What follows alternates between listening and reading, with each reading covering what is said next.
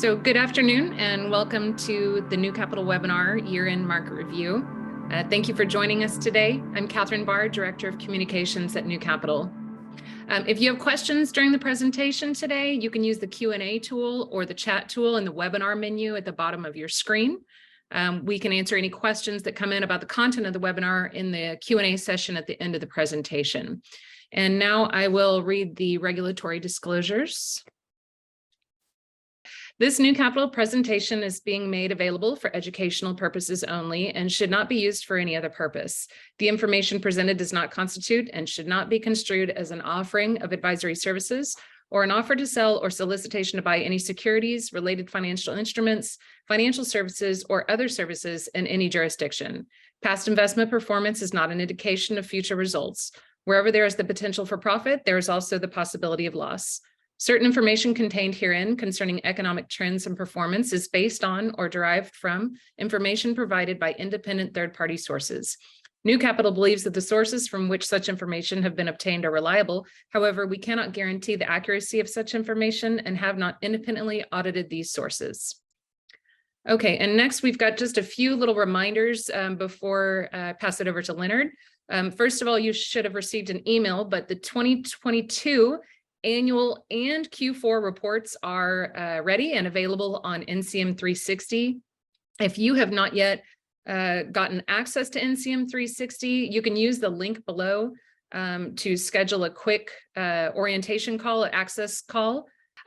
So the website to schedule that call is newcapitalmgmt.com/NCM 360. That'll take you to a scheduling calendar. You can pick a date and time that works for you, and we can get that call scheduled, or we can get you access onto the system.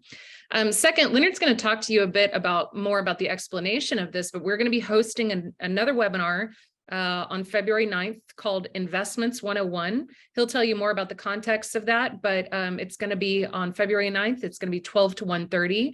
And invitations for that are going to be coming out next week. So keep an eye on your inbox. And Leonard, I'll pass it over to you to kind of give an intro on what Investments 101 is and kick us off on today's content. Okay, hello everybody. Many of you have already had the course that we call Investments 101. When you became a client, you may remember that I used the Matrix book and we went through the history of stocks and bonds and where returns come from. The problem is that we did not begin doing that session until 2016. And so if you are a client who predates 2016, it's very possible you have not taken the Investments 101 session course. So we are going to try to make up for that on February 9th and do this Investments 101 in a group teaching session. And it's really, really important, I feel, that every single client have had Investments 101. So if you have not had Investments 101, more than likely because you are an older meaning not older age-wise, but because your tenure with New Capital predates 2016, I would really like you to try to make this webinar, and it would be good if you could sign up for it earlier, because we need to send you a current Matrix book, because that's the study guide that we use during the course. If you have already had Investments 101 and you liked it, but you feel like you want to do a refresher, then this is a perfect opportunity to do that. Also, you are more than welcome to sign up for Investments 101 as well.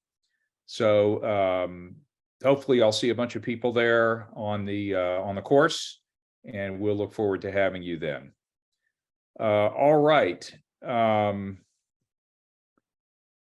Moving right along here, and as Catherine pointed out, you've got reports that are ready, 2022 full year reports and Q4 reports. If you want to take a look, you may not, but if you do, then you can get those reports out on 360.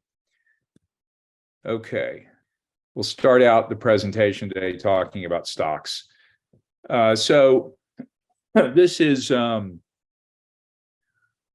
intra-year declines and calendar year returns. And just to remind everybody, what this chart shows is every year, this area in red, this is a period for the stock market, the S&P 500, that was negative during the course of the calendar year. It doesn't mean that's where the index ended. Where the index ended are the gray bars. So you can see the vast majority, and this is back to 1980, the vast majority of years we had positive returns. However, there were some years where returns for the year were negative. This would have been 2008, the financial crisis. Stocks were down 38% to end the year on December 31st of the calendar year. But at some point during the year, stocks were down 49%. That's this red intra-year indicator. Got it?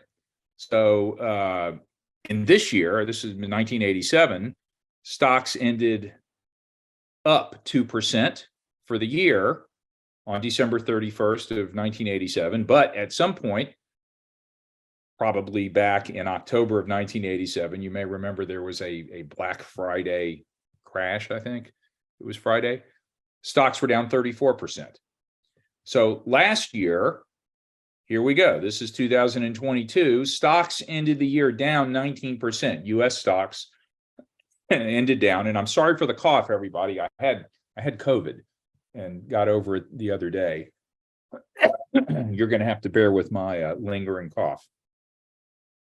But stocks were down 25% at one point last year. I don't remember when.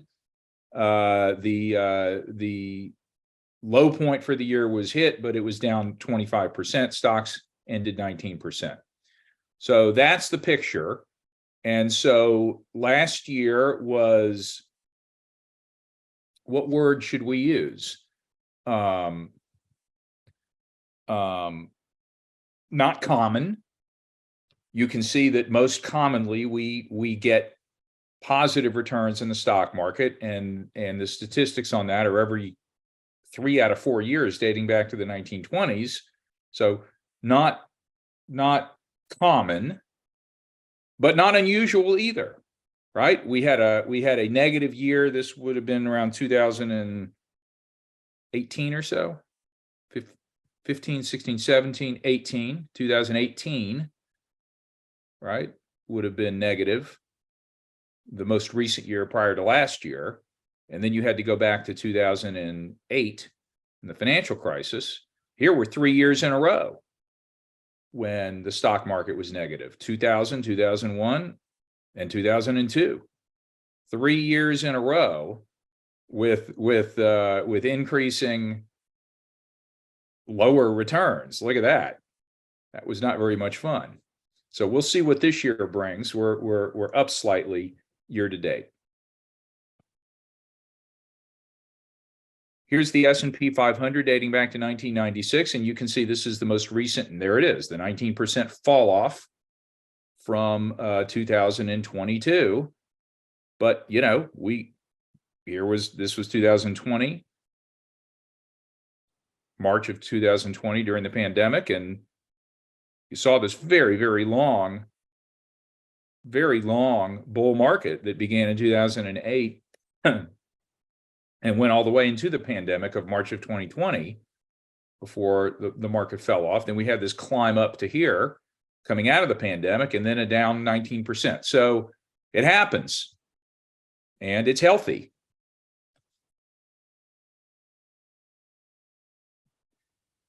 Valuation, forward price to earnings ratio on the S&P 500. Where are we? January 9th, which is just a couple of days ago. 16.9 on the forward earnings estimates for the S&P 500. And where is it? It's about average. Where we are right now is just about right on historical 25-year average of where the S&P 500 is valued on a forward-looking price to earnings basis. So not expensive, not cheap. Absolutely smack in the middle average. And we came down last year, you can see from this more overvalued region, where we were at 22 times earnings, and then look. So like I say, it's healthy for the market to get back to a more average valuation level. We're not way undervalued like we were. This was 2008, 2009 during the financial crisis, really undervalued. But we're not super overvalued either. Where do we go from here? Nobody knows. Returns by size and style factors. Boy, there's always a lot going on this slide and I always hesitate to show it because it is busy, but let's take a few minutes to take a look at it. Let's ignore the year to date, because the year to date's just a few years old, but you can see we're positive on the year so far. And you can see that the value section, even starting out here in 2022, value, which has really performed well versus growth over the last couple of years, continues to do that, although growth is putting up some positive numbers. Since the market low from March of 2020 during the pandemic, you can see that value has very strongly outperformed the growth segment of the market. Growth has done 60% or so, where value, including small value and medium-sized value, 112%, 110%. So it's been a really good period over the last couple of years for value stocks versus growth stocks. And you may be able to remember back to me warning everybody a couple of years ago when all the growth stocks were in vogue during the pandemic, and everybody assumed that we were all going to be on Zoom, on our Peloton bicycles, having DoorDash deliver, and that's how we were going to live life from there on out. On our Peloton bicycles, with Zoom, watching Zoom and having food delivered to us, and the value of those stocks went off the charts. And I warned everybody that those valuations were not sustainable, and in fact, they turned out not to be. What else? Since the market peak, February of 2020,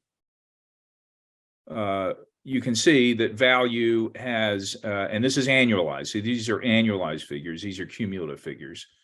You can see that value has done 20% a year, roughly, where growth, 15% for large growth, 6% for medium growth, and minus 1% a year on average for small growth stocks.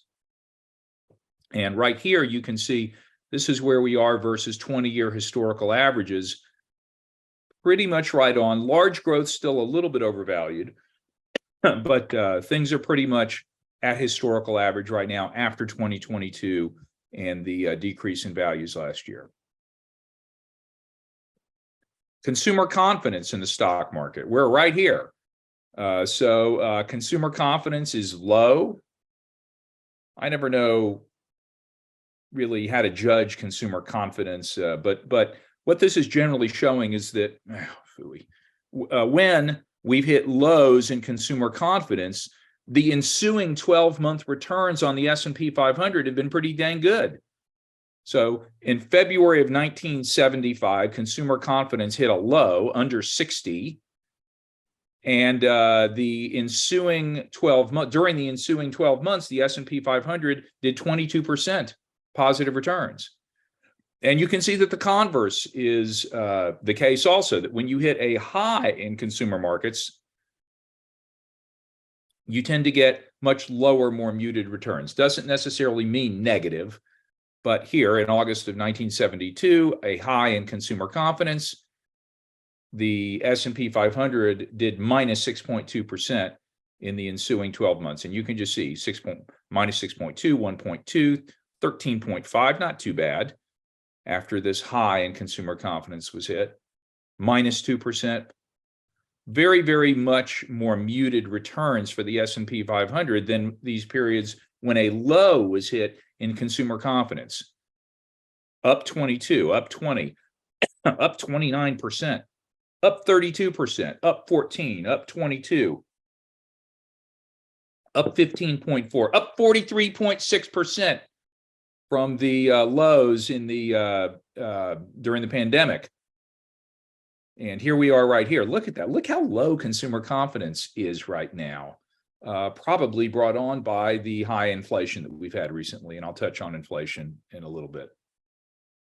Anyway, the general idea here is that when you have just because you're seeing headlines that there is a low in consumer confidence, you should not extrapolate that means stock returns are going to be bad.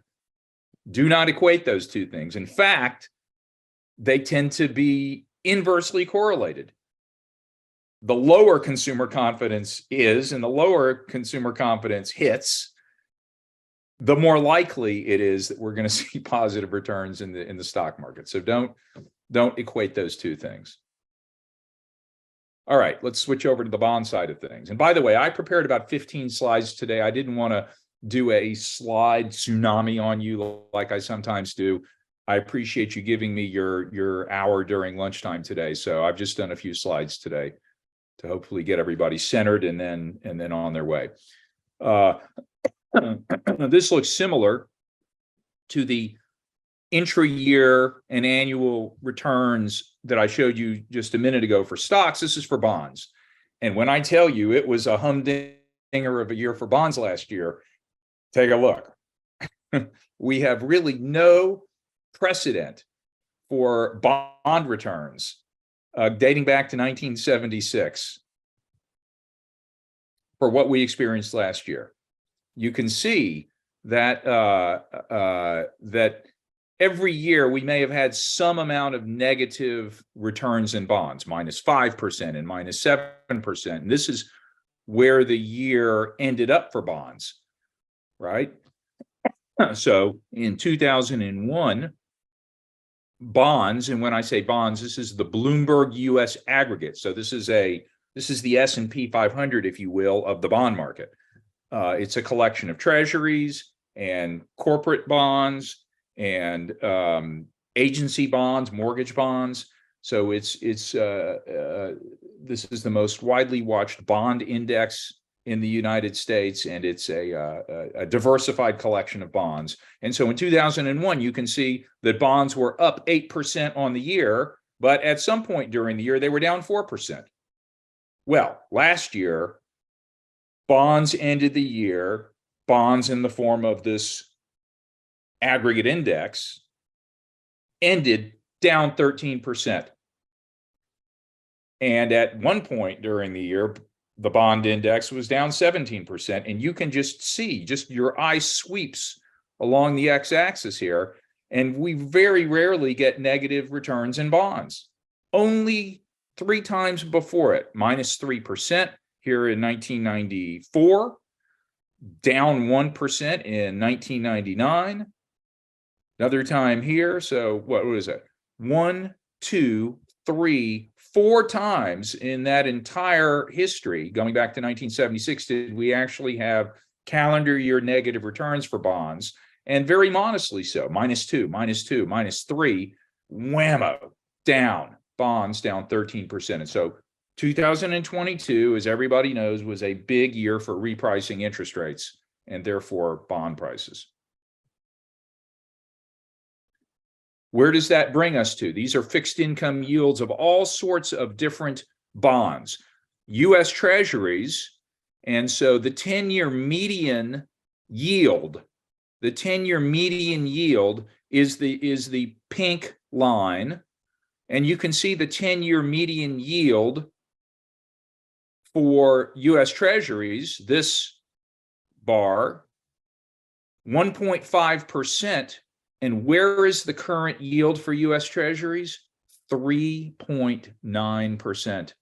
And you can just see across all of these different types of bonds, municipals, investment-grade corporates, mortgage-backed securities, asset-backed securities, investment-grade euro bonds, emerging market bonds that are denominated in dollars, emerging market bonds that are valued in local currencies, emerging market corporate bonds, euro high yield bonds, US high yield bonds, and leverage loans, you can see that the current yield, the blue diamond, is substantially above the 10-year median yield for every single one of these categories. And you can see that the yields are 3.9%, 5.6%, 5.1%, 11.1% is the yield on leveraged loans.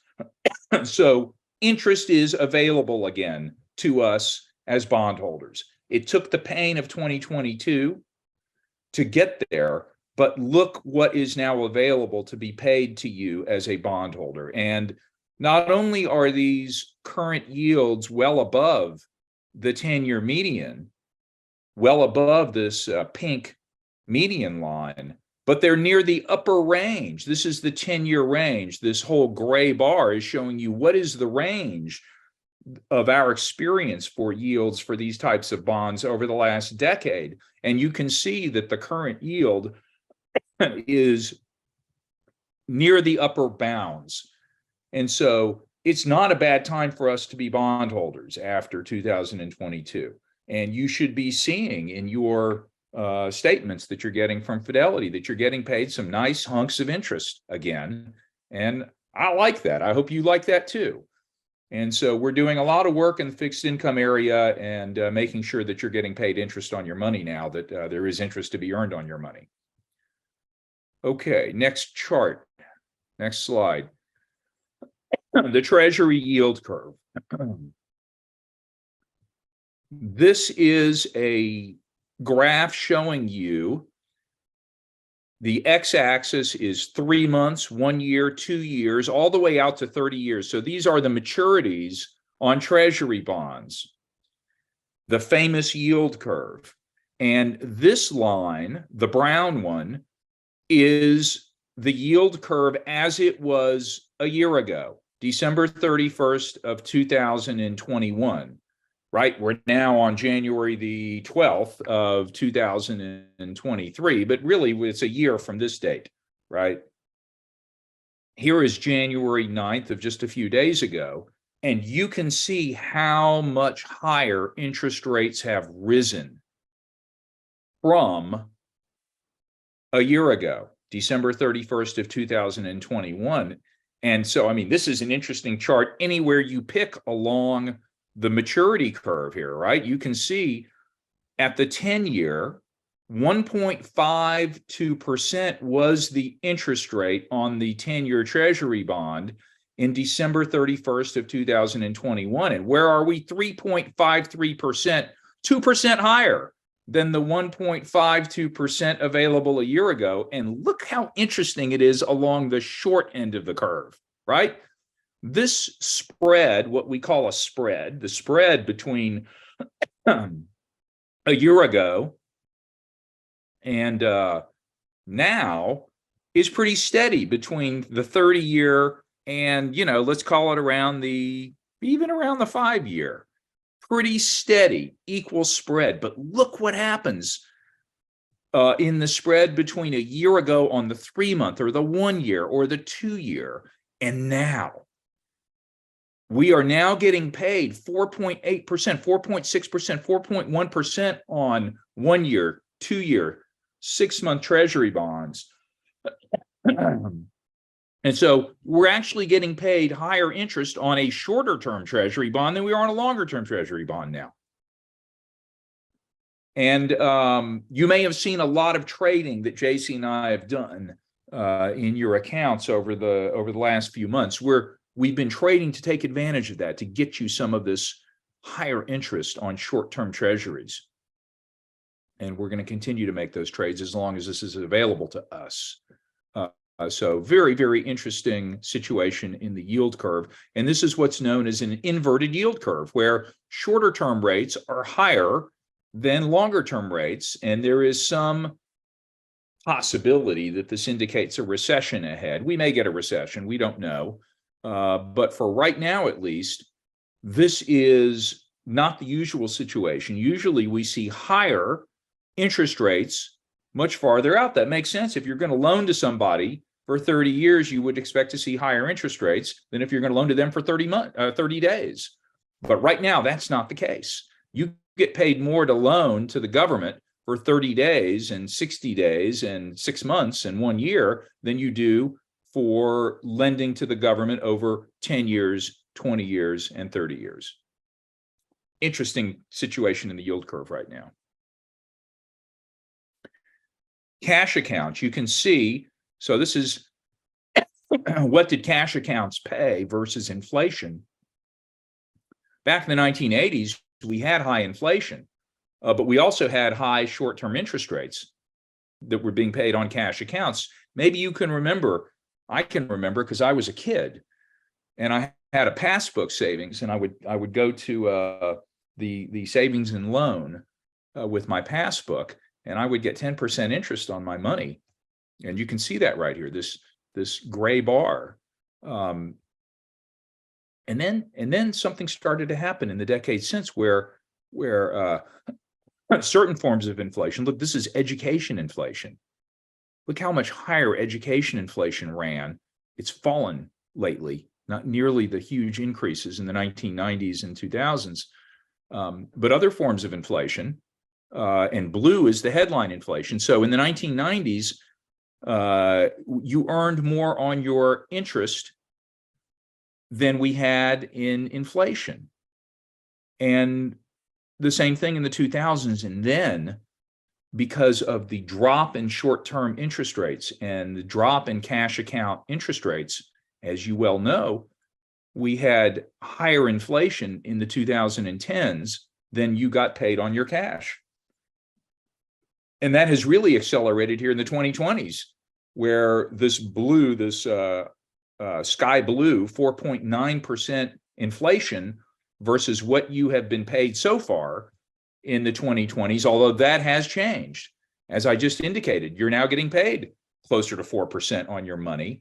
And so that's the good news, is that even though we have higher inflation right now, higher inflation than we've had since the 1980s, you're now getting paid again interest on your cash.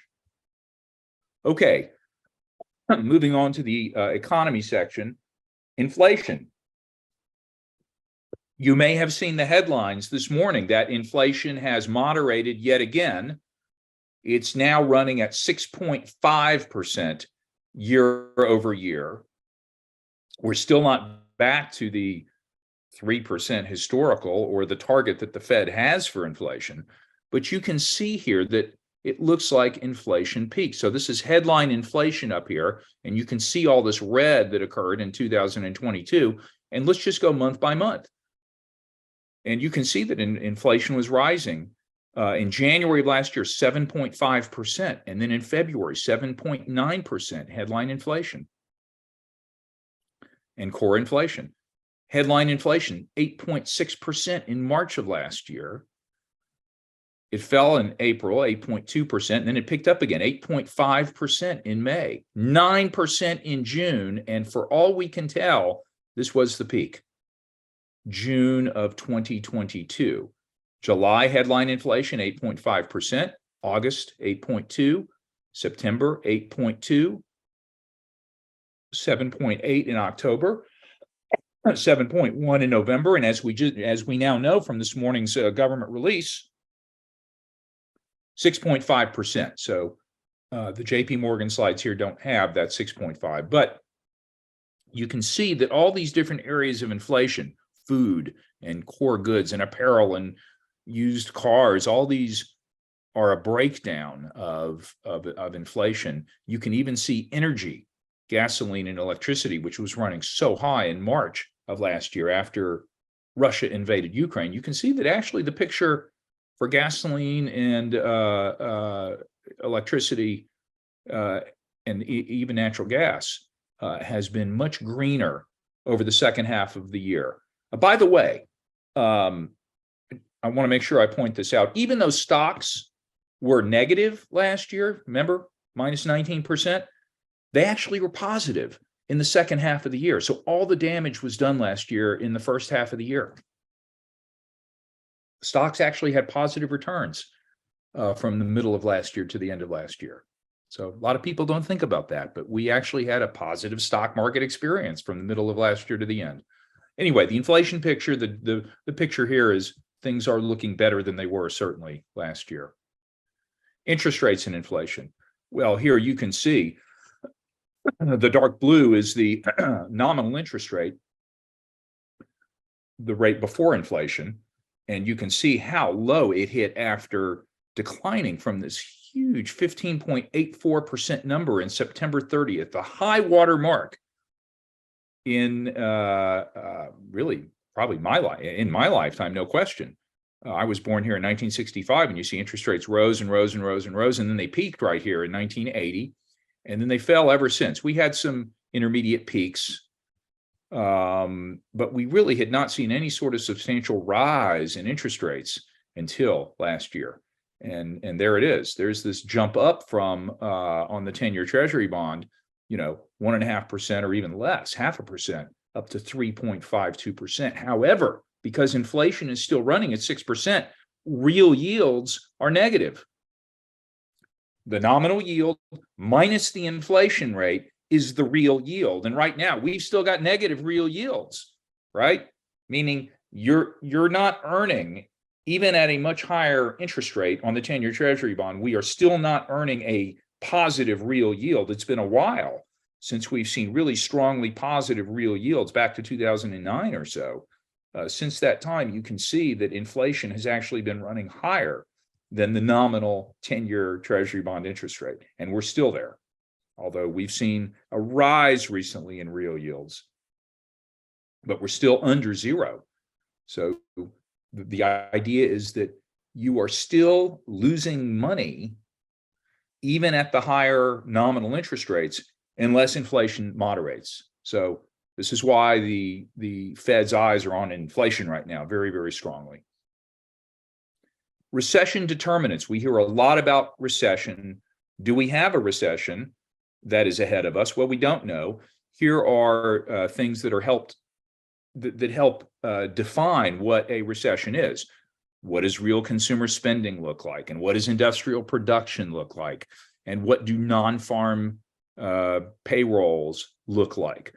You can see that we were getting some warning signs last year in these different sectors, especially in real personal income earlier in the year. These red outbreaks here are a warning sign that maybe we're getting a recession possibility. But look, since then, pretty good amount of green, a little bit of yellow here in some certain spaces, but really we don't see a very, very strong indication in these economic indicators that recession is ahead. It may be, and as I talked about, the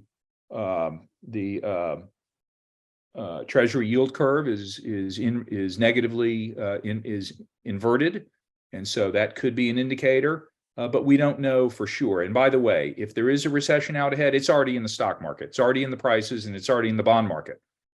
Those are massive markets, and they take account of all the possibilities and probabilities. So even if we knew there was a recession out ahead, it's already in the prices. Asset class valuations, and this is a new chart that JP is putting out. I really like it. If we look at these different asset classes, treasuries, U.S. core bonds, which would include corporate bonds and mortgage bonds, developed market equities, international equities, excluding the United States, so places like France and Germany and Japan and Canada, Australia, municipal bonds, U.S. small companies, emerging market companies, U.S. value stocks, U.S. high yield bonds, U.S. large cap stocks, and U.S. growth stocks. All these different asset classes. What is this chart telling us? Well, these are standard deviations. So how far from the average, the mean of the usual valuation of each of these asset classes are we? The diamond, the green diamond, shows us where things were a year ago, on December 31st of 2021. And you can see that we were at much more elevated levels on valuations back then. And the dark green dot is where we currently are. And you can see that treasuries are very attractively valued, which is one of the reasons we've been buying them for you, and core bonds. And so this is arranged in order of increasing valuations, right? So the most highly valued of these asset classes is this last one, U.S. growth stocks, but they are still much more attractively valued than they were at 2.68 on the standard deviation, which frankly was pushing up toward unprecedented overvaluation. And we're a long way from that. So the fall in growth stock valuations over the last year has brought those things much more in line with their historical mean and averages. And a lot of this, if you take a look, is trading below its historical averages. Treasuries, core bonds. Look at developed market equities. You want to know why I have stuck with international investing. And by the way, international investments have done fabulously over the last quarter of the fourth quarter of last year, significantly outperformed U.S. stocks in the fourth quarter. And here's the reason, because the valuations are much more attractive. You can see that right here. Municipal bonds, reasonably valued. U.S. small companies, which we have also a concentration in, and emerging markets. And so all of these, how many categories is that? 1, 2, 3, 4, 5, 6 of the categories are trading below their historical valuations and well below the year ago levels. And the others, 1, 2, 3, 4, all U.S. stocks, except for U.S. high yield bonds, which, by the way, are corporate bonds. So they have a very strong correlation between them and U.S. stocks. So really, you can think about all this is U.S. corporate valuations, both stocks and bonds and high yield bonds, are the only of the four categories that are trading above their averages, but still much below their where they were a year ago. So the summary is valuations not unattractive, and you can see that. Other areas that are interesting, U.S. commercial real estate. We hold a fund for you in your portfolios, a global commercial real estate fund. And you can see that right now, these assets are trading much more favorably than they were. Look at this peak that things were at in 2020 on commercial real estate. And you see right here, we're certainly not at the lows in commercial real estate that were hit in the financial crisis in 2008, but it's the lowest point other than that one point in the great financial crisis since 1998 on commercial real estate, driven by a pretty good amount of vacancy in the office market. So this dark gray is office space. This is retail space. The dark blue, apartments and industrials. Very, very low vacancy rates in industrials, which is going to mean that their valuations are going to be much higher. But look, we're taking advantage of vacancies in the office market and vacancies in the retail markets, so I like this area, commercial real estate. I don't think it's not going to set anything on fire, but I think it should add meaningfully to the returns that you get in your portfolio.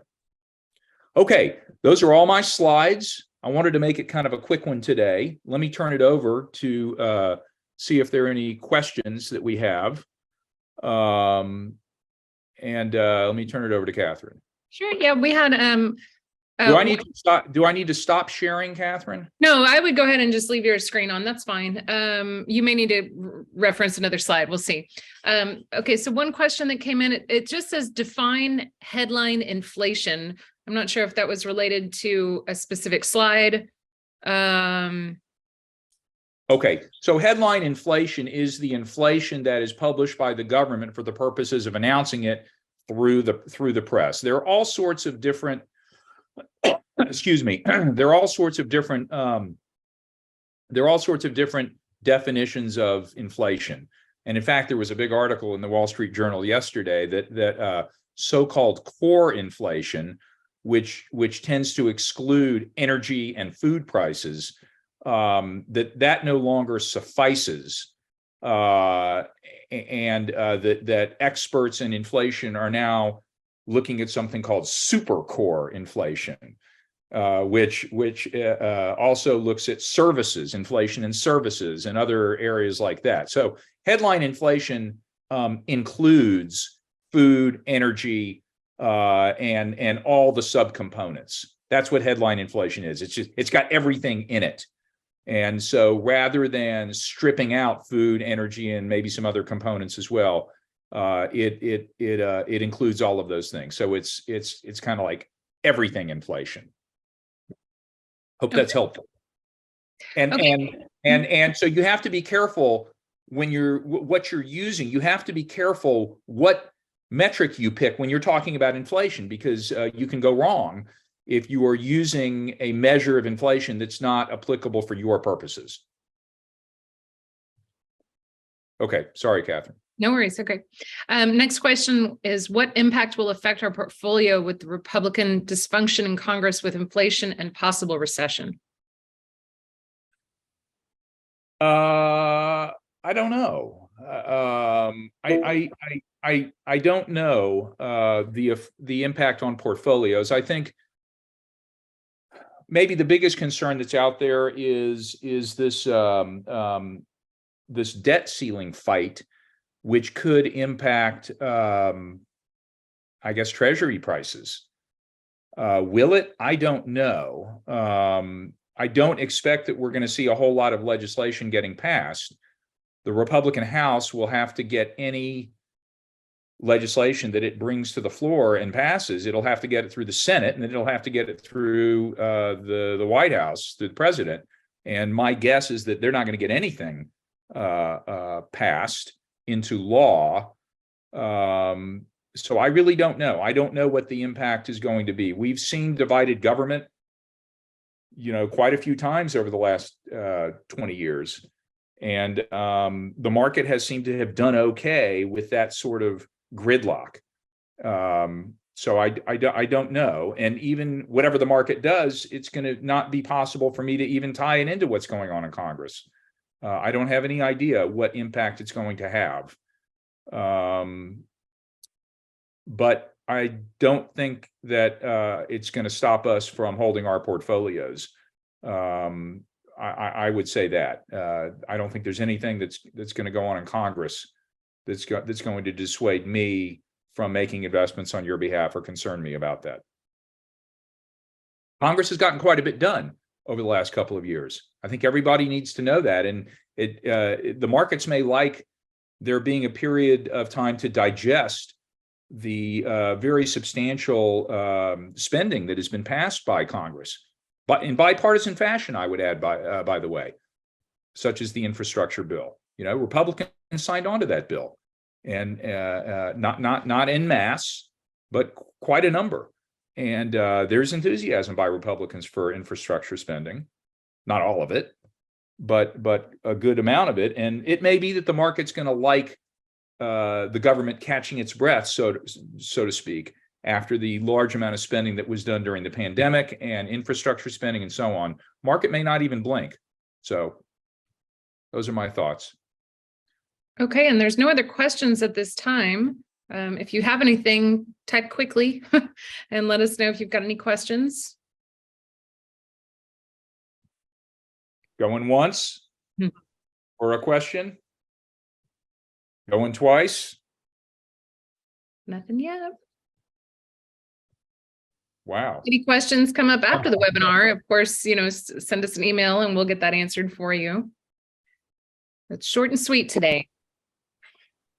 Okay, great to have you. Thank you very much, everybody, for spending your lunch hour with us. Very much appreciated. I hope it was helpful. Catherine will have a replay, right, for anybody who wants to view it again.